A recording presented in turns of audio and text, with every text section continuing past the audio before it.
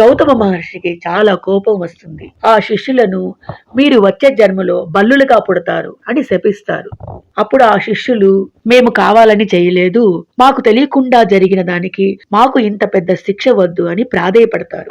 అప్పుడు మహర్షి శాంతించి అసలు ఏం జరుగుంటుందో అని తన దివ్య దృష్టితో చూసి తన శాపం కారణంగా వీళ్ళ భవిష్యత్తు ఎలా ఉంటుందో తెలుసుకొని, శిష్యులారా మీరేం కంగారు పడకండి, వచ్చే జన్మలో అస్తగిరి అనే కొండపైన వరదరాజ్ పెరుమాళ్ అనే ఆలయంలో బల్లులుగా పుడతారు. వరదరాజ్ పెరుమాళ్ స్వామిని మీరు శ్రద్ధగా ప్రార్థించండి, మీకు అంతా మంచి జరుగుతుందని వెళ్లిపోతారు. కొంతకాలం తర్వాత వాళ్ళు కాలం చేస్తారు. హస్తగిరి పర్వతం పైన బల్లులుగా పుట్టి వరదరాజ్ స్వామిని ప్రార్థించుచు శాప విమోచనం కోసం ఎదురు చూస్తుంటారు. ఇలా కొంతకాలం గడిచిన తర్వాత ఆ రెండు బల్లులు ఒకరోజు భక్తులతో ఎంతో తేజస్సుతో వెలిగిపోతున్న వరదరాజ్ పెరుమాళ్ స్వామిని చూసి